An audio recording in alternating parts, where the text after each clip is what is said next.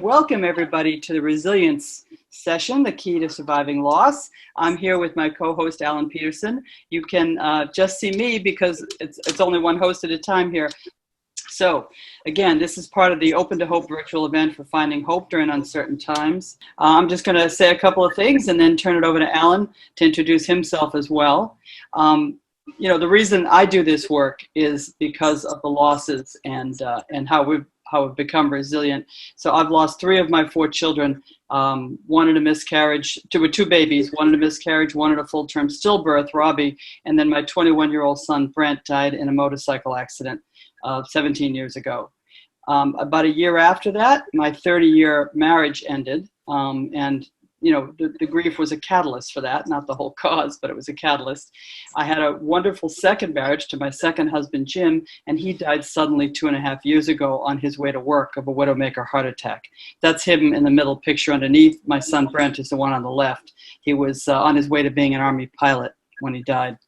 And then my parents died when I was 32 and 47, so they've been gone for a long time. And then I fell in a gym. Trying to work out for a triathlon. I fell, and that was a detached retina, which I lost the sight in my eye and eventually lost the eye, so a prosthetic. So I've had a lot of different kinds of loss, but it's why I do this work and do it in their memory. Yeah, I think resilience to me, I never thought about it till back in 2001, and I listed a couple of losses here. I certainly don't have the resume when it comes to losses that you have. You've got more than that. And I'm talking major life change losses. And I think with the topic today, it's important that we honor all losses. But the 2 I wanted to focus on today is one that changed my life, and the other is one that is changing my life today.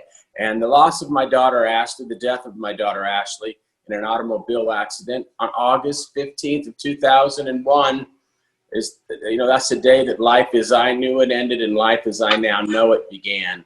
It's when I began a journey where resilience and resiliency began to be a necessary tool in my toolbox.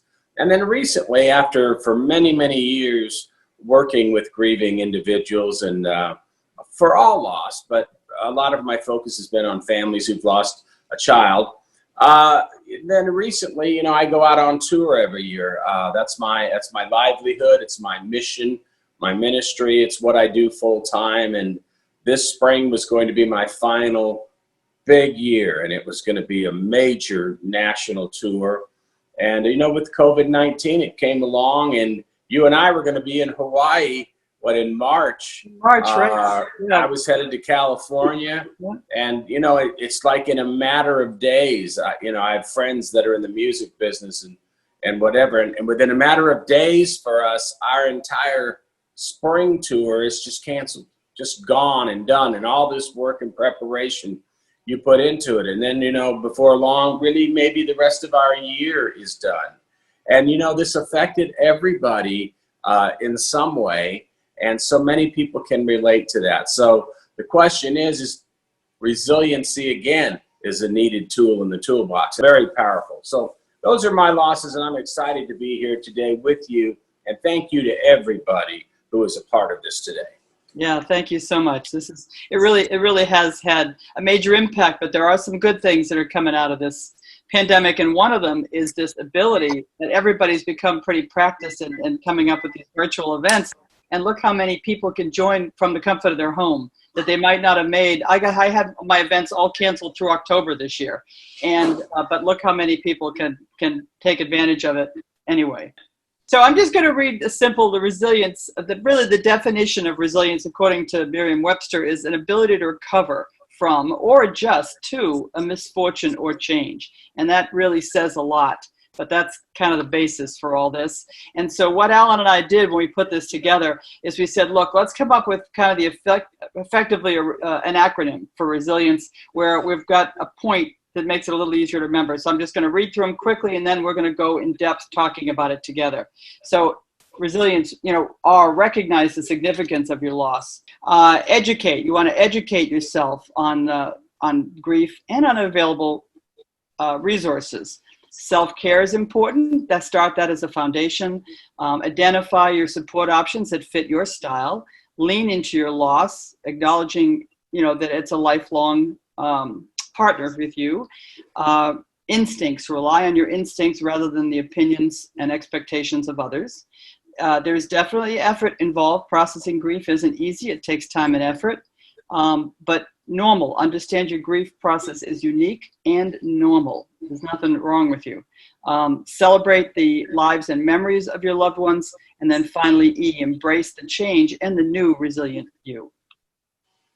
So this first piece is recognizing the significance of your loss and evaluating the impact. There are a lot of secondary losses here, and sometimes you don't realize that. One of my big secondary losses is my 30-year marriage fell apart. It was obviously had some instabilities. It wouldn't have been just for that. But that was one of the things that was, was a catalyst. The grief was a catalyst because we grieve very differently. And in hindsight, we should have been a lot more understanding of each other's approach to grief. But he wasn't happy and he left, and, we are both better off now. But it took me a long time to realize that. So there's lots of secondary lifestyle. A lot of times, as a widow, right, that I have a lot of friends that are widows, very often it changes your lifestyle dramatically when, the other person who's a big part of your income is no longer able to help you. There's a lot of, it may be your identity. If you lose your partner, or you're seen as someone's, mom, and you lose them, there's just lots of different things that impact you dramatically. So recognize that that's the case, and evaluate the impact to you so you can start to understand it as well as deal with it. So Alan, what do you think? Well, I think this is really, and we put this up front for a reason, because I think one of the things that is, I don't want to say frowned on, but when you have a loss, a major loss in your life, people are ready for us to move on before we've actually wrapped our head or our heart around what just happened.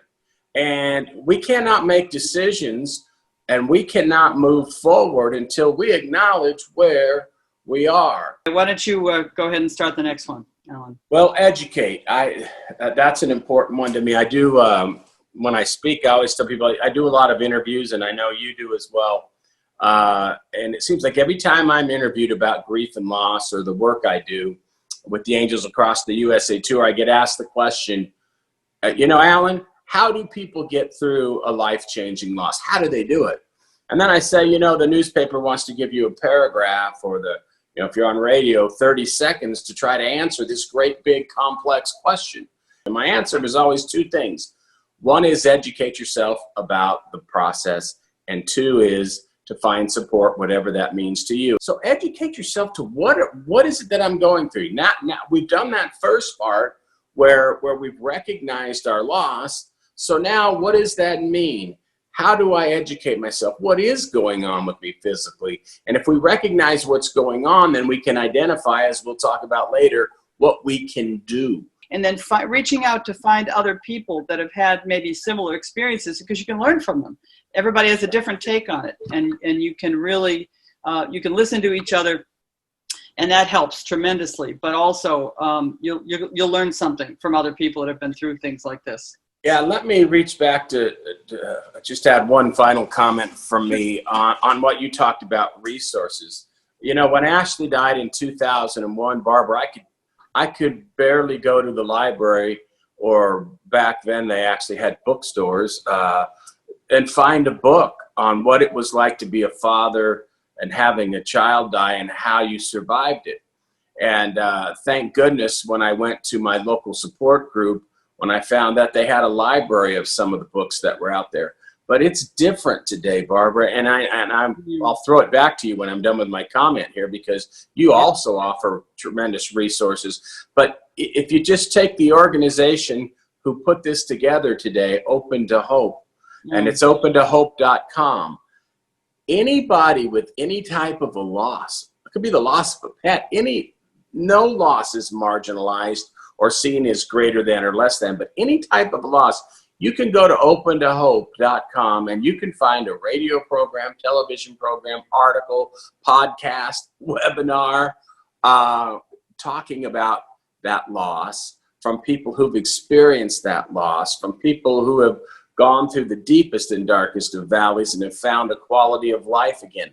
Okay, so self-care. Oh, this is one that I really care about, so I'll start.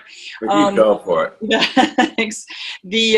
I can't express how strongly I feel about this and how important it is and how much we neglect it, right? So we're so sad, and our body and our mind has had a shock. It's really not that different from a physical and health point of view than a serious illness, because your body, your mind is in shock, and you don't want to get out of bed, and you don't want to eat, and you don't want to exercise, and it's so difficult. But it is so important, because not only doing those things, you can't be good for the others in your family unless you take care of yourself first. But also, in order to start taking care of yourself, it'll help you feel better. Exercise is an amazing, it helps your mindset. Really reaching out and figuring out, go get that massage, go take that day off and go walk in nature. Just really focus on trying to take care of you, because just little by little by little, you will see that certain things help, and different things help different people. But if you try a dozen things, maybe 3 of them will help, and you just keep kind of chipping away at it. But it's so, so important to kind of be good to you and pamper yourself a little bit, because you deserve it. Sincerely, when it comes to self-care, I can tell you how not to do it. Because early on, I didn't understand the importance of self-care. As we have moved through the years and more research is being done, really we're going through trauma. We are going through trauma. And as you said, when we marginalize or try to minimize the trauma that's going on with us, many people suffer from PTSD, depending on their loss, and so many different things. But what we've learned is we don't have to suffer with that. Self-care has been the most difficult. And if I could go back and change something about what I did, before I took off trying to help the world, I would have taken a little more time to help Alan. And it's something I struggle with to this day, but and a lot of people that do it, but self-care is important. Getting yourself solidly grounded. So before you take off and build that foundation or do whatever it is that you want to do, understand that you got to get steady on your own feet, because the more steady you are and the more stable you are and the healthier you are, the healthier you will be for those that you're trying to help. So you said it well, and in the very early stages, I think hydration and movement of any kind. All right, there you go. Identify, Alan. Go for it. Identify what is in your area and experiment. Some people like to talk to a therapist. They want professional support, and they need that professional support. Others may have a family or a friend who has had a similar loss. Reach out to them. But as we just said earlier about resources, there are so many online resources, support groups, Facebook groups that you can be a part of. So what I tell people is find support, whatever that means to you. Now, you may not be ready to go immediately, but I think it's important early on to identify sources of support that are going to be at your beck and call. A phone number, you can call someone you can text, talk to. Identifying those, because we all know that grief doesn't come at Tuesday at 2 o'clock. Grief waves come 24/7, 365. So identify when that happens and when you need that lifeline. Who is it going to be? Where is it going to be? What is it going to be in a way that's comfortable for you? And I think it's ultra important to do that. Another really good one is Compassionate Friends has Facebook groups that are kind of by type of loss, or sometimes by a certain type of relationship, and they you can go out to compassionatefriends.org and look for the online Facebook groups and go through them. Find a group, and then what's amazing, always amazing to me, is when you find others going through the loss, going through the same experience you're going through, the bonding that happens. We become our family within a family. Leaning into this, that's interesting. When you'd think that, wow, that's the last thing in the world I want to do, is lean into something as painful as my grief. But leaning into it, acknowledging it as your lifelong partner, and recognizing that it's now part of you, and as tough as it is, and as bad as some of the parts are, it's not all bad. I really have, it made it extremely clear to me when my 21-year-old died, almost instantly, that what was important and what was not. Crystal clear. I had a high-pressure job with a boss that I was going through burnout, and I really wanted to switch to a different area. And when my son died, I went to him and said, you know what? Because he wasn't letting me. The worst thing that happened to me, the worst thing that could happen to me my son died. You have no power over me anymore, because I don't care about your deadlines and your quotas. I need to get out of this job, and I'll leave the company if I can't. But it was my son's death that gave me the courage to say that, and to realize that I have got to do what's important to me in life, not just what everybody else wants me to do. Why don't you start off with this? Well, yeah, and I love this one here, because I think when we're grieving, one of the most important things to understand early on is that you are in charge of your journey. There will be no shortage of people who know what's best for you. I can guarantee you, they know your timeline. They know that I say that we'll have people in our lives that'll be cheerleaders. They'll be the ones that cheer us on, like, you can do it, you can do it, you can do it. You'll have people that'll be like coaches. They'll tell you how to do it. They'll give you the timeline, what your goals should be. But trusting your instincts is very important. No two of us are going to grieve the same. And we throw that line out there and we go, yeah, that's right. But truthfully, you have a relationship. You had a relationship in the case of a loss. You had a relationship unique to any other. And it doesn't matter if we both lost a child or a sibling or a husband or a parent, that those relationships were unique. So understand, and that's why we said about finding support that works for you. What works for you may not work for me. Trust your instincts on that. A lot of people say, if you can keep it between the lines, you're doing a great job. But what gets you through, for some people, it's vegging out and watching TV for a certain period of time, or laying down and getting plenty of rest. But it's very important to get within yourself. And that's why we said early on, sometimes you just have to lay in your grief, get within yourself and figure out what works for me. And if what works for me is going to a support group, in my case, that worked for me. Some people have to work. Here's another thing, Barbara, that people say, well, Barbara's she's not grieving because she's going all the time. She's just busy trying. No, we cope differently. And Barbara processes grief, and Barbara copes better when she's busy. Grief will find us. And people say, well, you grieve every second of every day. No, you don't. We couldn't do that. So we use different methods to cope. And that's where exercise, yoga, traveling, massage, whatever it is, just going off on a hike, on a trail. But trust your instincts to get you through this journey, because they will reward you in the end. Yeah, my only comment to this is really just that piece of it, that you can't ignore it. I think some people do, and in my working with the support groups, I've run that support group now for 17 years. I once had a woman whose son died 10 years before, and she came in like it was day one, and it was because she was trying to ignore it. so hard, but it was finally taking her down. It came back, and it will come back and get you.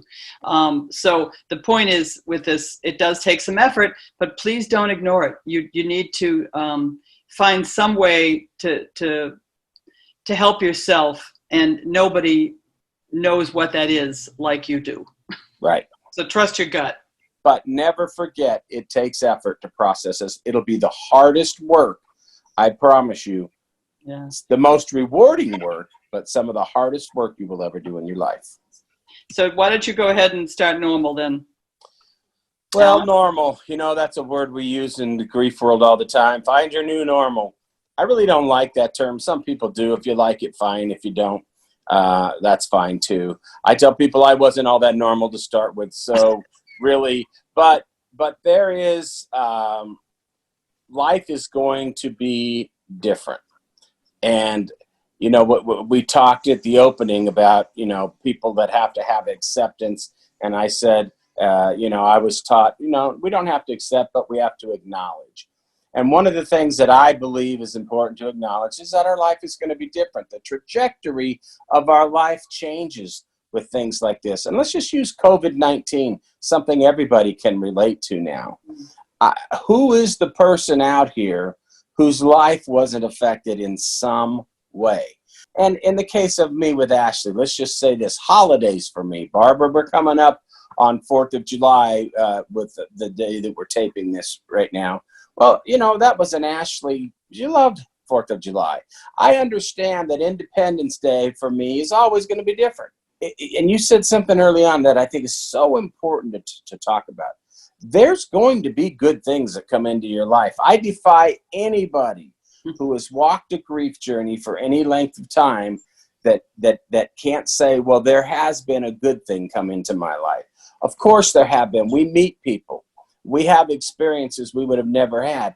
They in no way compare to having our loved ones back or to having our, whatever back. But we get to experience things. We get to see life through a different lens now, a lens that sometimes has more appreciation for love and laughter and life, and that life is short, and it causes us to have a different set of priorities. So understanding that your grief it's normal, it's natural, and your life changing is a natural part of the grieving process, and that people around you will have to adjust to the new you, just as you'll have to adjust to this new you.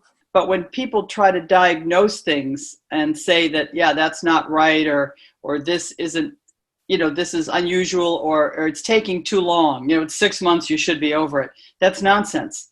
Everybody is unique in this process. And right. I know some of the problems that happen around relationships that break up are because maybe the two partners, if they've lost a child, they're grieving that very differently. And we're not often very tolerant of each other and the differences in our grief.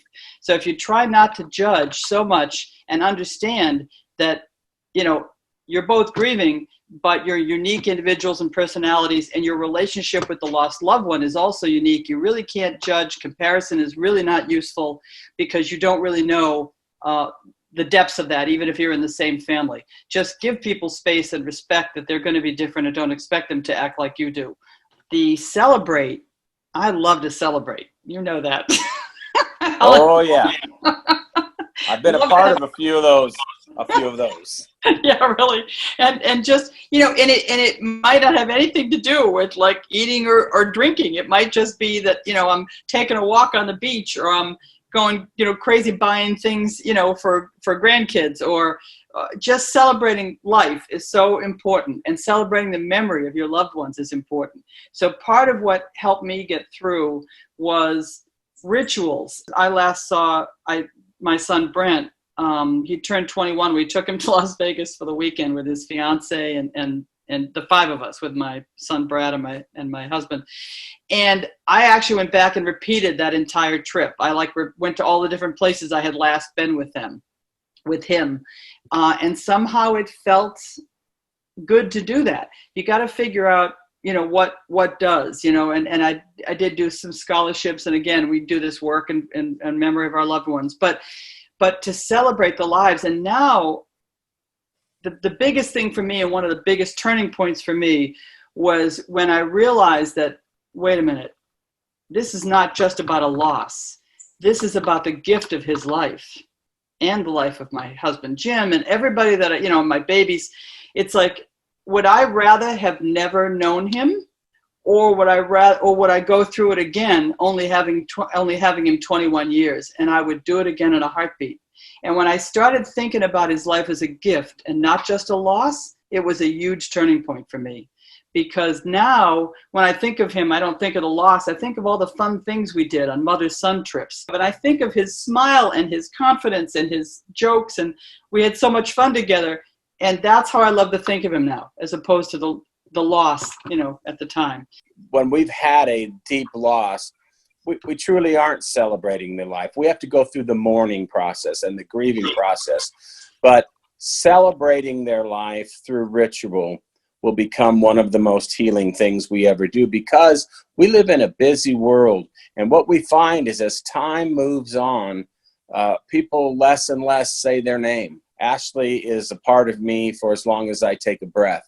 She always will be. So what rituals do is, even if we take 5 minutes and light a candle, or meditate at a certain time every day, week, month, on their birthday or anniversary date, we buy a gift for someone, or we do something that they like.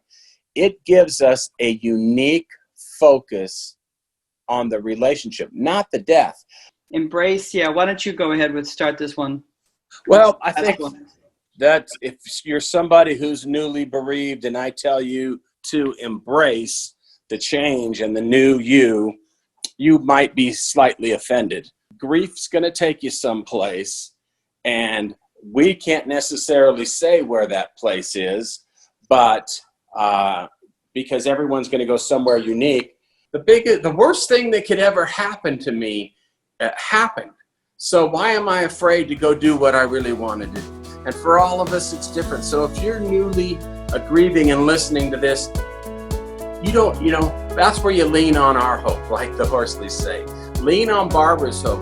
Lean on my hope that one day, if you just keep taking steps forward and doing the work, you will embrace a new you. And you will look at a sunset and a sunrise sometimes like you've never seen it before. Life will look differently